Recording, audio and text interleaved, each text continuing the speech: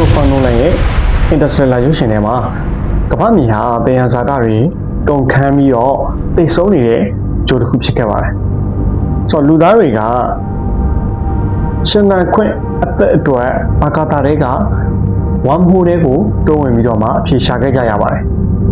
။ဒါပေမဲ့အခု2026ခုနှစ်ရဲ့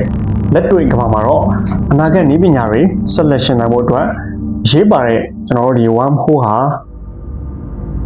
အကာသထဲမှာမဟုတ်ဘဲနဲ့ကျွန်တော်တို့ရဲ့မြန်မာနိုင်ငံမြေအောက်မှာရှိနေပါတယ်။ဆိုတော့ရုပ်ရှင်ထဲမှာလူသားတွေကအသက်ရှင်ဖို့အစားအစာလိုအပ်ခဲ့တယ်လို့ပါပဲ။လက်တွေ့ကမ္ဘာရဲ့ကျွန်တော်တို့ခင်မီနည်းပညာတွေအသက်ရှင်ဖို့အတွက်မြေရှားသတ္တုဆိုတဲ့ rare earth တွေဟာလည်းမရှိမဖြစ်လိုအပ်နေတာပါ။ဆိုတော့ဒီကမ္ဘာမြေရှားသတ္တုလောကမှာအဓိကကစားသမားကြီး၄ယောက်ရှိပါတယ်။အဲ့ဒါကတော့တရုတ်၊မြန်မာ၊အမေရိကန်နဲ့ဩစတြေးလျတို့ပါပဲ။ အမေရိကန်ဘူမိဗေဒလေ့လာရေးဌာန USGS ရဲ့လေ့လာချက်တွေအရ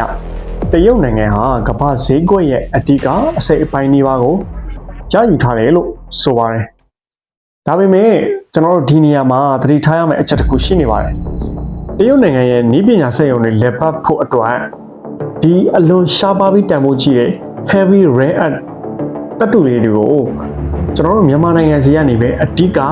အဆင့်အတန်းတစ်ခုအနေနဲ့အမိပြုပြီးတင်သွင်းနေရတာပါဆိုတော့တကယ်တမ်းကကမ္ဘာမြေရှားသတ္တုအများဆုံးထွက်ရှိတဲ့နိုင်ငံတွေစည်ရင်းထဲမှာ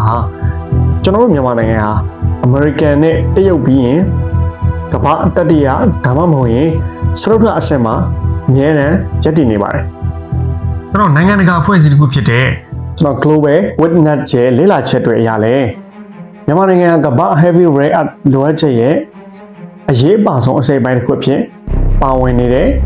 မသိမသာအင်အားကြီးနိုင်ငံတစ်ခုဖြစ်နေပါတယ်ဒီသတ္တုတွေဟာခင်မီနည်းပညာရဲ့ကျွန်တော်တို့ဗီဇ DNA တွေပါမိတ်ဆွေတို့ကင်ထားတဲ့တယ်လီဖုန်းကနေပြီးတော့မှကျွန်တော်ညက်စစ်ကားတွေနောက်အဲ့ဒီကနေပြီးတော့ကျွန်တော်စစ်ပစ်ဆိုင်ရာဒုံးကြီးထိန်းချုပ်ရေးစနစ်တွေအထိမြမမြေပေါ်ကဒီသတ္တုတွေမပါရင်အဲ့ဒီနည်းပညာတွေဟာအပုံလိုက်အလွှာလိုက်ကျွန်တော်တို့ရပ်တန့်သွားပါလိမ့်မယ်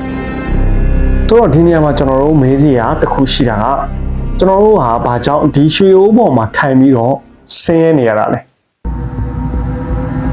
ဒီကွာဟချက်ကိုစီးပွားရေးပညာရှင်တွေကကျွန်တော်တို့ value chain gap လို့ခေါ်ကြပါတယ်ရိုးရိုးလေးပြောရရင်ကျွန်တော်တို့ဟာတန်ဖိုးမဖြတ်နိုင်တဲ့ရွှေအိုးကြီးတစ်လုံးကိုတော့ပိုင်ဆိုင်ထားပါရဲ့ဒါပေမဲ့အဲ့ဒီရွှေကိုအဖိုးတန်လက်ဝက်ရတနာတွေဖြစ်အောင်အရေးကြိုးနိုင်တဲ့နည်းပညာတွေမရှိတဲ့အတွက်ဒီရွှေအိုးကြီးကိုပဲကျွန်တော်တို့ကရိုးရိုး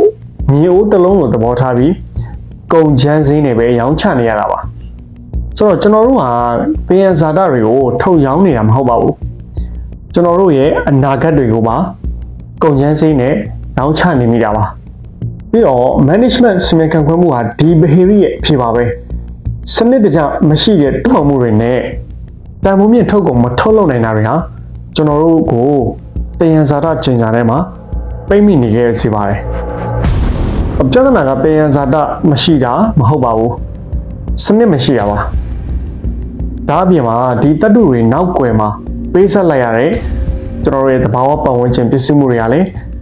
ကျွန်တော်တို့ရဲ့အနာဂတ်ကိုချိန်ချောက်နေပါတယ်မိမညာနဲ့မူဝါဒသာမှန်ကန်ခဲ့မယ်ဆိုရင်မြန်မာနိုင်ငံဟာအာရှရဲ့ EV ဟိုချက်တစ်ခုဖြစ်လာနိုင်ပါတယ်ကျွန်တော်ညီကုန်းချုပ်အနေနဲ့ပြောရမယ်ဆိုရင်ဒီ Interstellar ဇာတ်ကားတွေကဇက်လိုက်ကိုပါပြောခဲ့တယ်လို့ပါပဲကျွန်တော်တို့ကအဖြေရှာရမယ့်သူတွေဖြစ်ဖို့ရည်ရွယ်ထားတာပါ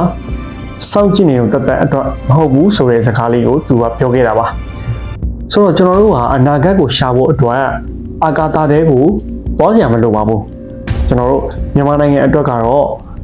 အနာဂတ်ဟာမြေကြီးရဲ့အောက်မှာပဲရှိနေပါတယ်ဆိုတော့မိကုန်းတစ်ခုပဲကြံပါတယ်ကျွန်တော်တို့အဲ့ဒီအနာဂတ်ကိုတူးဖော်ဖို့အဆင်သင့်ဖြစ်ပြီလားဒီလို knowledge documentary တွေကိုဆက်လက်ကြည့်ရှုကြနေဆိုရင်ကျွန်တော်ရဲ့ Masters of Movies and Facts channel လေးကို subscribe လုပ်ပြီးတော့ကျွန်တော်တို့ရဲ့ community တွေကိုဝင်ရောက်ဖို့ဖိတ်ခေါ်ပါတယ်ဒီပညာနဲ့ဘူးတုဒ္ဒတွေစုံလင်တဲ့နောက်ထပ်ဗီဒီယိုတွေမှာပြန်လည်ဆုံတွေ့ကြပါမယ်အားလုံးကိုကျေးဇူးတင်ပါတယ်